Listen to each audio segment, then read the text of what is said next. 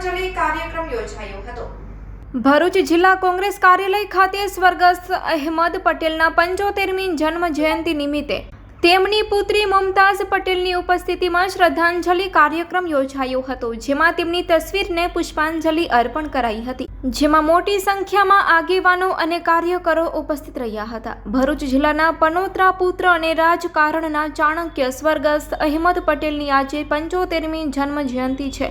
તેઓ જ્યારે હયાત હતા ત્યારે લોકસેવા કરવા માટે હંમેશા તત્પર રહેતા હતા, પરંતુ કોરોના મહામારીમાં તેઓએ આ દુનિયાને અલવિદા કહેતા રાજકારણના એક મહાન દિગ્ગજ નેતા કોંગ્રેસ પાર્ટીએ ગુમાવ્યા હતા। જો કે આજે ભલે તેઓ આ દુનિયામાં નથી, પણ તેમ છતાંય તેમની યાદો હજી લોકોના દિલોમાં તાજી છે।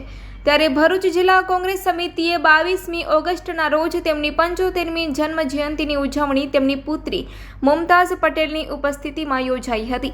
ભરૂચ જિલ્લા કોંગ્રેસ કાર્યાલય ખાતે સ્વર્ગસ્થ અહેમદ પટેલના ફોટાને તેમની પુત્રી મુમતાઝ પટેલ, જિલ્લા કોંગ્રેસ પ્રમુખ રાજેન્દ્રસિંહ રાણા, શહેર પ્રમુખ હરીજ પરમાર, મીડિયા પ્રવક્તા પરિમલસિંહ રાણા, મીડિયા પ્રવક્તા નાઝો ફડવાલા, જિલ્લા પંચાયતના પૂર્વ ઉપપ્રમુખ અનિલ ભગત તેમજ અરવિંદ દોરાવાલા સહિતના આગેવાનો અને કાર્યકરોએ ઉપસ્થિત રહીને પુષ્પાંજલિ અર્પણ કરી હતી।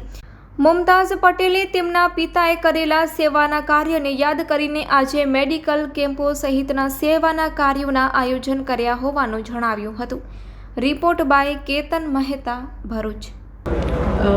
आज मेरे पिताजी अहमद पटेल जी की 75वीं जन्म जयंती पर हम सब मौजूद हैं कांग्रेस पार्टी कार्यालय पर उनको श्रद्धांजलि देने के लिए।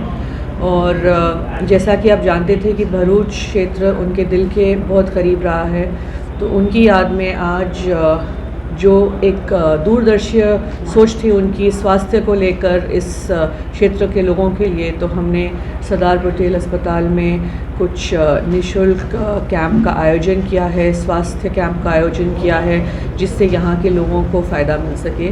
तो एक बहुत ही जैसे लो प्रोफाइल इंसान थे और जो चाहते थे, जो सोच थी उनकी, उसी सोच को लेकर हमने आज उनकी जन्मदिन को मनाने का फैसला किया।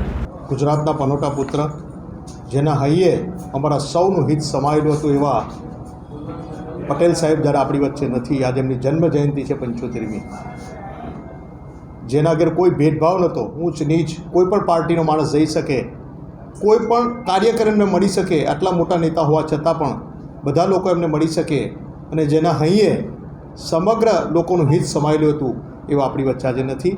એમના માટે શબ્દો નથી અમારી પાસે, એવા દિગ્ગજ નેતા પટેલ સાહેબની આજે જન્મ જયંતિ નિમિત્તે એમને શ્રદ્ધાંજલિ પાઠવી છે।